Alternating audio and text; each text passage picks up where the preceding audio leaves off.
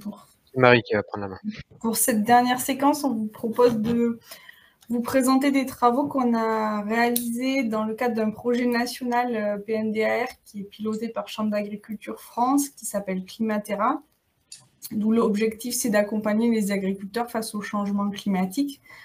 Donc on vous présente un tout petit volet de ce projet-là qui se traduit en fait par la réalisation de simulations sur des cas types ovin-viande spécialisé et un cas type mixte ovin-viande, bovin-viande, qui décrit en fait les scénarios possibles d'adaptation et d'atténuation. Donc, on participait à ces travaux l'ensemble des personnes qui sont affichées là, donc Elisabeth, Vincent, Gilles, Christophe, Nathalie et Laurent. Et du coup, pour faciliter la présentation aujourd'hui, on va être seulement quelques-uns à s'exprimer. Du coup, en termes de déroulé, on vous propose de vous faire un petit rappel sur la méthode qui a été suivie pour réaliser ces simulations, et ensuite on vous présentera les résultats par cas type en termes de choix et impact des aléas sur le système, la description des leviers qui ont été simulés et quels sont du coup les impacts techniques, économiques et environnementaux qui en découlent. Du coup, juste un petit point méthodo. Donc, l'objectif de départ, c'était d'évaluer l'intégration de différents leviers d'adaptation et d'atténuation au changement climatique.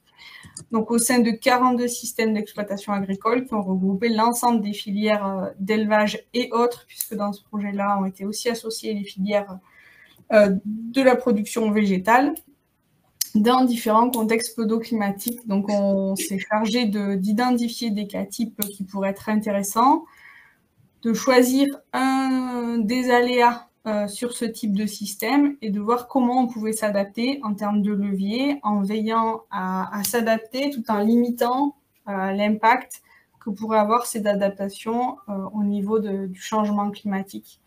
Et puis, la dernière étape a consisté à mesurer les impacts de la mise en place de ces leviers d'un point de vue technique, économique et environnemental. Du coup, on va faire un premier focus sur le cas type ovin-viande du Grand Est.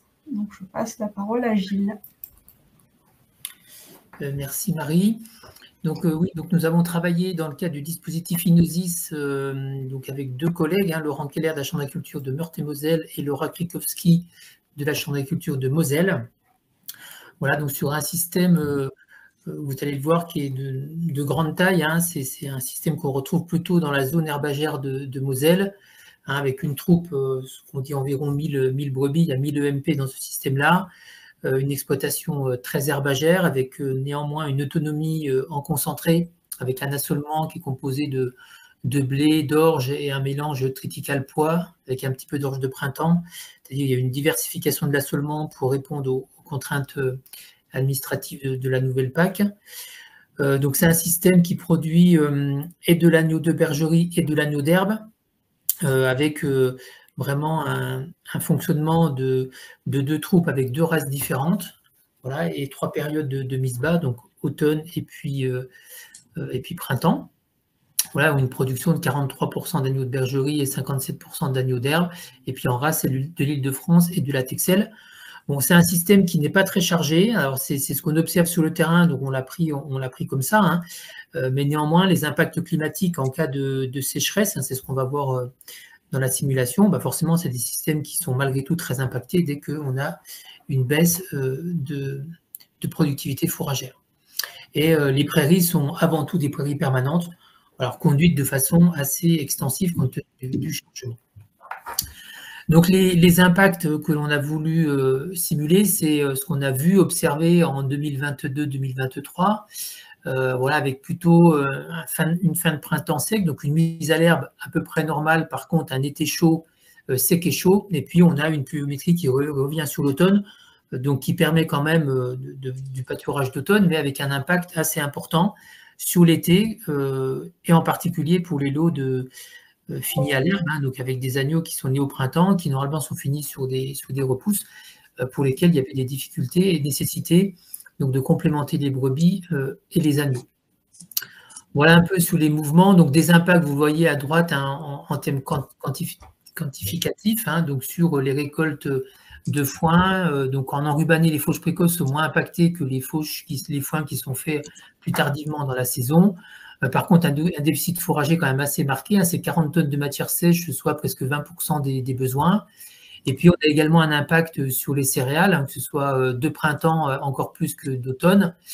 Et puis, également, un impact sur les rendements paille qui nécessite voilà, de compenser par de l'achat quand il en manque. Voilà en gros les impacts, enfin les hypothèses que l'on a retenues. Et ensuite, sur les mises à l'herbe, finalement, on est sur des dates de mise à l'herbe standard. Et puis, c'est plutôt les éléments d'été et la complémentation qui va impacter notre système. Alors, dans ce qu'on va vous présenter aujourd'hui, on ne va pas pouvoir présenter tous les scénarios. Hein, donc, ce qu'il faut retenir, c'est que notre point zéro, en fait, c'est l'année avec un impact climatique et puis l'agriculteur qui va compenser par des achats. Hein, en fait, le foin qui ne va pas récolter et puis la complémentation de ces rations pour les brebis et puis la finition des agneaux qui nécessite plus de concentré. Donc là, on est en scénario 0 et ensuite, on avait décliné différents scénarios hein, étant des leviers sur du plus long terme pour vraiment que l'exploitation s'adapte aux aléas climatiques. Donc dans le scénario 2 que je vais vous présenter, ça tient compte en fait d'une augmentation de la surface fourragère. Donc dans cette exploitation-là qui a eu un assolement avec des cultures, eh bien, il y a une partie des surfaces qui étaient en rotation culture va basculer en prairie temporaire, donc environ 3,5 hectares qui vont permettre de compenser le déficit fourrager, une partie. Ensuite, il y a le levier de la fertilisation qui est un levier important parce que malgré tout, sous des prairies permanentes peu intensives, la plante est là et puis avec de la fertilisation, on peut augmenter la pousse d'herbe printemps, hein, donc là où on peut la récolter avant finalement qu'on ait un coup de sec en été. On a joué aussi le levier sur les animaux en disant que la race Texel est une race quand même qui n'est pas très précoce et qu'il faut une durée de finition des agneaux plus longue en passant en race Suffolk, on peut permettre d'avoir des agneaux qui sont plus précoces, donc avec une durée un âge à la vente qui est plus court, plus réduit. Et puis, on a aussi anticipé les mises bas pour aussi arriver finalement à finir les agneaux avant qu'on ait un coup de sec en été. Voilà en gros les gros leviers hein, qui sont présents dans le scénario 2. Et puis, donc, les résultats de ce scénario, hein, donc vous avez voilà, le S2, troupeau et SFP, hein, qui reprend les éléments principaux. On reste à 900 femelles mises à la repro. Par contre, il y a un levier, hein, je l'ai dit, sur la troupe d'herbe pour vraiment avoir des annulages avancés et des dates de finition, enfin, des dates de vente des agneaux qui soient plus précoces. Le chargement reste relativement extensif à un UGB. Par contre, on a une meilleure maîtrise des kilos de concentré par kilo de carcasse d'agneau produit parce qu'on a joué sur la disponibilité de ressources en herbe et puis on a joué aussi sur la durée de finition des agneaux. Donc tout ça permet de réduire la quantité de concentré consommé à un total de 129 kg par EMP et 5,5 kg de concentré par kilo de carcasse d'agneau produit. Au niveau des résultats environnementaux, donc toujours le S2, hein, par rapport au S0, ça permet de réduire les émissions brutes par hectare, hein, puisqu'on consomme moins de concentré et donc on arrive à réduire ces émissions. Le stockage de carbone ne change pas parce qu'on est toujours sur une base de surface en prairie permanente qui ne bouge pas. Et puis l'empreinte nette hein, est à 23,3 kg d'équivalent CO2 hein, pour une base initiale avec achat de fourrage et de concentré à 23,6. Donc un léger gain, mais qui est encore pas énorme. Et puis au niveau économique, donc on a quand même une amélioration de l'impact, hein, de l'empreinte. Et au niveau économique, hein, ces aménagements ont permis d'améliorer la marge brute pour passer de 125 à 130 euros par EMP, donc effectif moyen présent. Et puis au niveau des résultats économiques globaux que l'on a chiffrés également, puisqu'on travaille sur des systèmes types, hein, on passe de 81 200 euros de BE avec achat de fourragers concentrés à 82 400, donc une amélioration quand même de l'EBE par rapport au scénario 0. Et puis, comme on maintient les annuités, on a une amélioration du revenu disponible par UMO. Donc ça, c'est pour le système S0. Vous voyez que, enfin, vous n'avez pas les chiffres, mais en fait, on ne revient pas malgré tout à la situation sans impact climatique, hein, donc la situation vraiment avant le S0, la situation du cas type initial. Et en fait, on a simulé, hein, c'est ce qu'on appelle le S2 bit, c'est pour ça que vous l'avez aussi, c'est vraiment une amélioration, un travail encore plus poussé sur la troupe qui agnelle au printemps, hein, la production d'agneaux d'herbe. En fait, il y a des entenaises dans ce système-là pour vraiment réduire les aliments improductifs. Et quand on travaille sur la productivité, là, on arrive à gagner et finalement à retrouver le BE vraiment du système initial hors aléas climatiques. Mais sans cette partie-là, on a du mal vraiment à compenser les aléas climatiques. Voilà pour ce scénario. N'hésitez pas à poser des questions, hein, on verra à la fin pour que je puisse compléter et répondre à toutes vos attentes.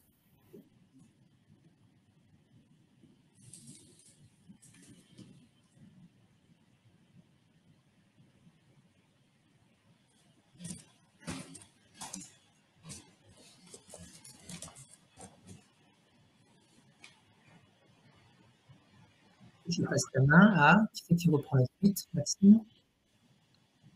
C'était la question que j'avais posée, ouais. Qu'est-ce qui prend la suite? Pour le cas type 103, c'était Vincent, peut-être? Alors, si c'est Vincent, je vais le faire remonter parce qu'il n'est pas là pour le moment. Donc, je vais chercher Vincent. Attendez.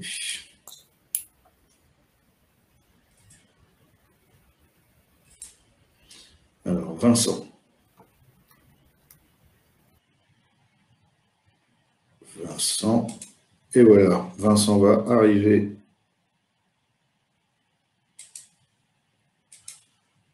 J'ai une petite latence là. Voilà, Vincent est revenu parmi nous. Vincent, on te laisse mettre ton micro. Ouais, c'est bon, j'étais pas à la cave, hein, mais il fallait quand même du temps pour remonter. On a un problème de gestion du team animateur. Ok. Donc, sur le centre-ouest, en l'occurrence, avec Nathalie, la collègue de la Chambre de Charente, on a travaillé sur un cathyper herbagé un peu comme celui de Gilles, mais avec une dimension un petit peu plus réduite, hein, vu qu'on a un système avec 550 brebis sur 80 hectares, bon, une taille assez classique. Donc, sur ces 80 hectares, il y a un petit peu de culture autoconsommée, vous voyez, des céréales, mais aussi du bétail. Et avec un peu de colza en dérobé après le bétail. Donc, un chargement assez classique, 8 UGB par hectare, sur une UGB 8 brebis par hectare de SFP. Et avec un petit peu de contre-saison, ce qui est assez classique dans nos systèmes, où en fait, on a une petite moitié de contre-saison, que ce soit pour les mises en lutte comme pour les animaux produits derrière. Voilà. Alors, sur le plan du contexte, l'hypothèse, l'aléa, c'est un peu comme Gilles, c'est la dernière référence, on va dire, en matière de sécheresse, c'est 2022, donc qui était quand même une sécheresse assez sévère. Et avec comme conséquence, effectivement, très peu d'herbe l'été, hein. Donc de l'affouragement qui a démarré plus tôt que d'habitude, on va dire peut-être un mois plus tôt que d'habitude. L'affouragement estival, malheureusement, c'est devenu quand même assez classique. Et puis aussi, le colza en dérobé après le bétail n'a pas pu lever. Mais par contre, une bonne repousse à l'automne. Donc, on l'a chiffré comment ça va en fait, ce qu'on a observé dans les fermes, c'était en gros cette année-là, sur 3 petites tonnes de foin, 3 tonnes de foin en matière sèche par hectare, on en a une de moins. Et sur les céréales, bon, souvent on est sur des 40-50 quintaux, ça fait en gros 20 quintaux de moins à l'hectare. Voilà, donc soit un déficit fourragé de l'ordre de 10%, ce qui oblige effectivement, si on veut compenser, intégralement à acheter 45 tonnes de foin. Et puis augmenter la complémentation des brebis. Voilà. Donc là, on va passer directement, le scénario 2, en fait, on a intégré des choses. Dans un premier temps, on avait travaillé que sur les surfaces, hein, avec l'intégration, on va dire un suivi un peu plus poussé des techniques, notamment des brebis, en matière de renouvellement un peu plus rapide des prairies temporaires avec des variétés adaptées, notamment chicorée, plantain, etc. Mais également un sursemis de prairies naturelles, et surtout l'introduction d'enrubanage et le pâturage de surface additionnel, l'hypothèse étant qu'on trouvait des éleveurs bovins voisins suffisamment compatissants puis motivés pour accueillir des brebis. Et scénario 2, ce qu'on a fait en plus, c'est qu'on a intégré une baisse de chargement. c'est comme une tendance qu'on voit à long terme depuis déjà assez longtemps. Alors souvent, ça se fait quand même dans le cadre d'agrandissement, mais globalement, là on l'a géré à surface constante. Mais cette tendance à la baisse des chargements, elle est quand même assez significative sur le long terme. Et on a réduit un petit peu aussi la part de contre-saison. C'est ce qu'on voit également de plus en plus d'éleveurs qui réduisent, voire qui arrêtent carrément la contre-saison. Et on a également augmenté la surface de céréales pour être autonome en céréales dans ce contexte d'année sèche, ce qui veut dire qu'en année normale, on serait un petit peu excédentaire, on aurait une marge de sécurité, donc qui en l'occurrence serait vendue avec un rendement normal. Voilà. Par rapport à la situation de départ, donc voilà, donc on n'a plus que 480 brebis contre 550, avec un chargement qui a un petit peu baissé. Donc vous voyez, on était une UGB2, là on n'a plus qu'un 0,7, donc avec une surface en herbe donc qui est un petit peu plus faible, hein, parce qu'on a un peu plus d'hectares de culture. Et la part de contre-saison qui était de 40%, on l'a descendu à 34%. Donc on n'a pas quand même beaucoup joué dessus. Et par contre, on a considéré qu'on pouvait gagner un tout petit peu en productivité dans la mesure où on avait moins de brebis pour la même main d'œuvre et un peu moins de contre-saison. Donc, on a remonté un tout petit peu la productivité, mais 7 points de plus, ce qui n'est quand même pas énorme. Les impacts, eh bien, en fait, si on compare par rapport à la situation initiale, bon, je vais tout de suite à la fin. On avait en revenu disponible, on était à 27 000 €. Vous voyez qu'on a réussi à remonter à 22 000 € par rapport à la situation où on gère l'aléa uniquement avec des achats, on n'était même pas à 20 000 €. Donc on a réussi à remonter de 2 000 €. Bon, c'est pas énorme, mais c'est bon. Voilà. C'est déjà ça. La marge brute, on l'améliore bien la brebis, hein, quand même. On passe de 114 € à 127 €. Mais comme on a moins de brebis derrière, bien sûr, le revenu total, il n'est pas là. Bon. Et après, en termes d'empreinte carbone, eh ben, on améliore aussi un petit peu comme notre empreinte carbone. Vous voyez, là, on est en émission nette, on était à 36 kg, enfin équivalent 6 kg de CO2 par kilo de carcasse produit, et là, on passe en dessous des 35. Donc voilà, une situation, si on la raisonne à l'unité, à la brebis au kilo de carcasse produit, on est plutôt mieux qu'au départ, mais moyennant quand même une baisse du troupeau qui fait qu'à la fin, on a quand même un revenu qui n'est pas au niveau du revenu initial, quoi. Voilà, je vais passer la main à... Je crois que c'est Christophe qui prend la main après. Christophe ou Marie, je ne sais pas. C'est Christophe. Oui, c'est bien moi, Vincent. Bonjour à tous. Christophe Rénon, je suis conseiller au vin à la Chambre d'agriculture de la Nièvre. Et donc, je vais vous présenter le scénario voilà, qu'on a retenu et sur lequel on a travaillé avec Marie-Michel, avec la participation de Laurent Solas de la Chambre d'agriculture de Saône-et-Loire.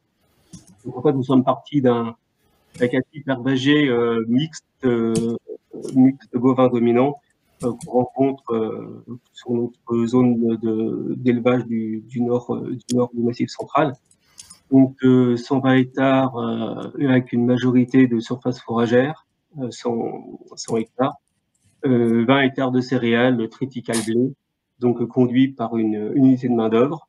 Un chargement d'1,2 GB par hectare, ce qu'on rencontre assez couramment dans notre secteur. Voilà. Ensuite, les troupeaux présents, on a 96 UGB bovins, donc 65 vélages de janvier-février, et puis 165 brebis, voilà, herbagères, de type boucher et herbager.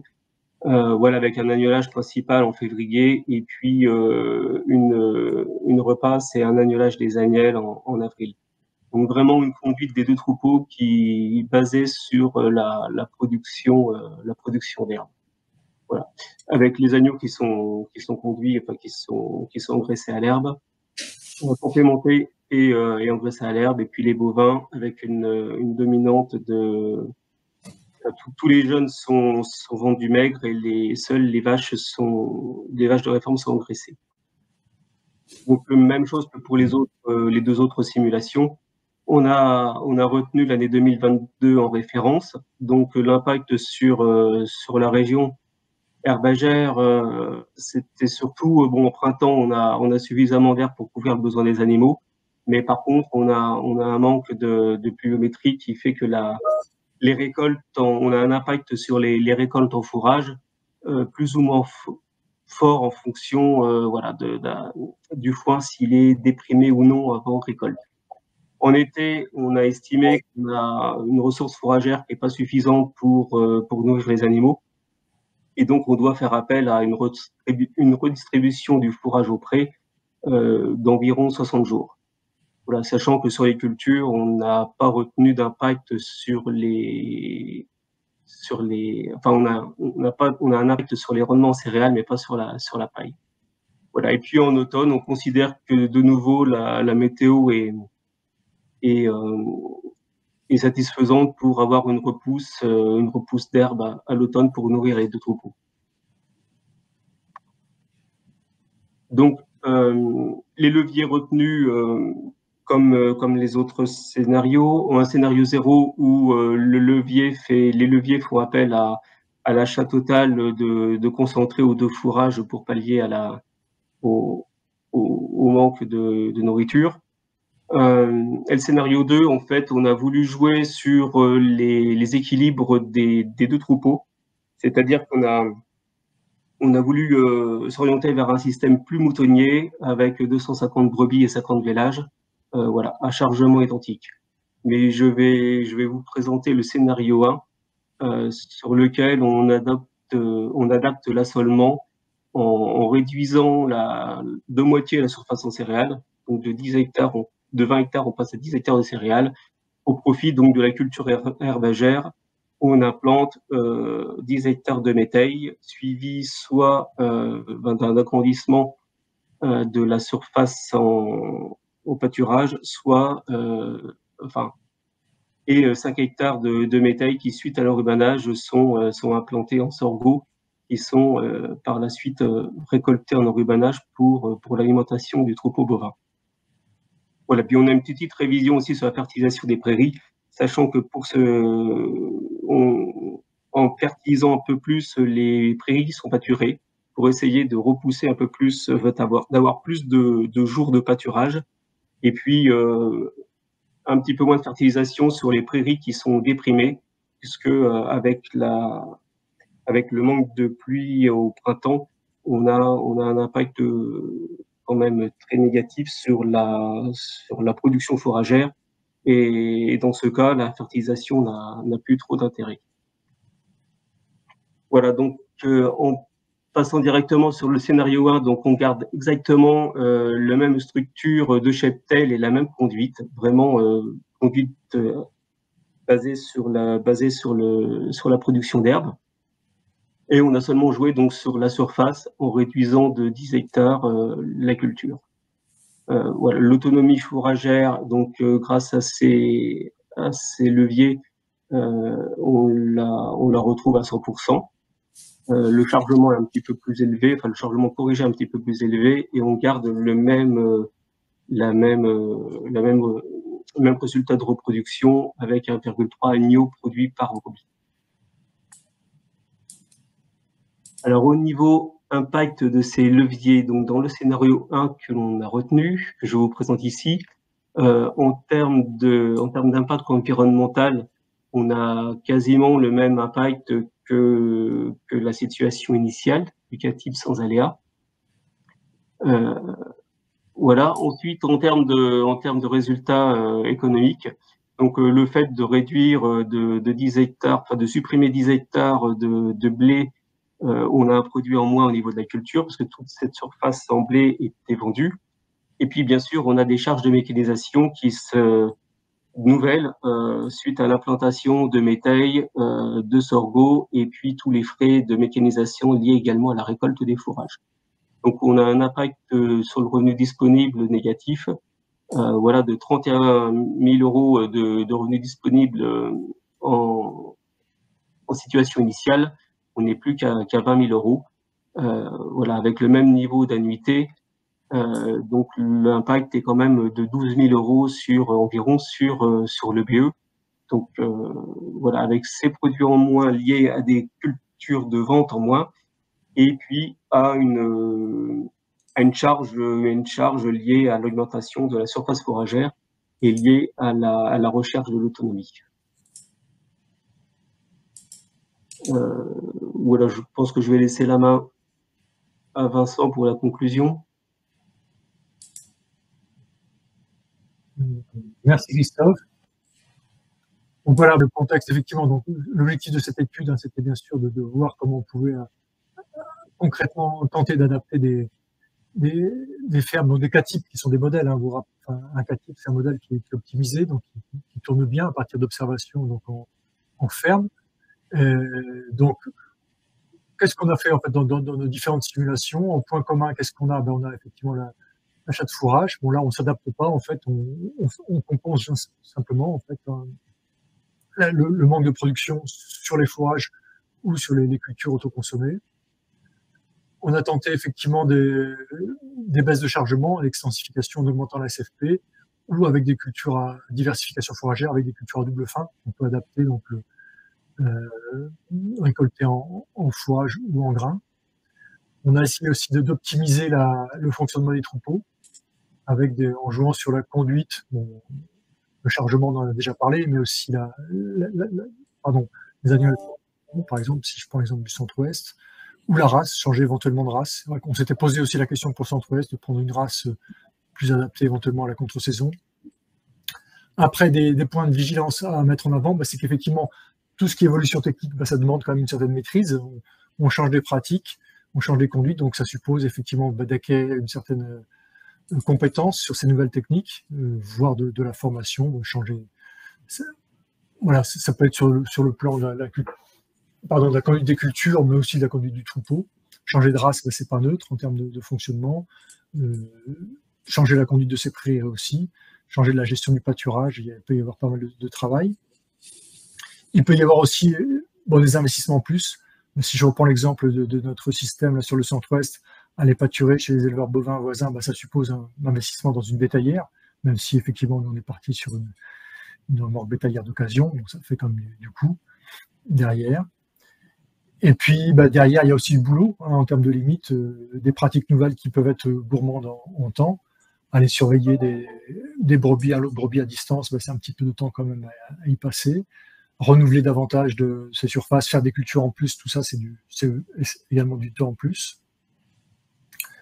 Oui, on n'a pas travaillé sur il y a un programme, la BATCOOL, qui doit se terminer, je pense, prochainement, si ce n'est pas le cas, sur l'impact du changement climatique sur les animaux en bâtiment. Là, on n'a pas du tout travaillé là-dessus, dans le cadre de ces simulations. Et après, on a travaillé plus sur les quantités, en fait, là, des fourrages, les rendements, en fait. On n'a pas intégré d'éventuels impacts des sécheresses sur la qualité des fourrages récoltés ou sur ça des céréales, avec notamment des risques d'échaudage, bien sûr. Et également, on n'a pas travaillé sur l'irrigation. Donc, il y a un levier qui peut être activé parfois, alors de façon plus ou moins facile ou évidente. Bon, sur le centre-ouest, c'est pas toujours évident, notamment on a des nappes phréatiques qui sont pas très profondes. Voilà, donc, mais il y a d'autres secteurs où ça peut être beaucoup plus facile à gérer, collectivement notamment. Voilà, donc ce qu'on peut retenir, c'est qu'effectivement, on a tenté d'adapter ces modèles que sont les CATIP à un contexte qui est de plus en plus difficile, mais que, bon, vous l'avez bien vu dans les résultats, on n'a jamais réussi, bien sûr, à retrouver le niveau de résultats, de performance qu'on pouvait avoir, à la fois technique et économique, qu'on avait au début. Enfin, à l'unité, on a pu améliorer effectivement comme l'efficacité, avec un certain nombre d'améliorations techniques, donc moindre impact environnemental notamment, mais pour ce qui est du revenu global des exploitations, on n'a pas réussi à retrouver comme le revenu initial. Voilà, je ne sais pas s'il y a des questions.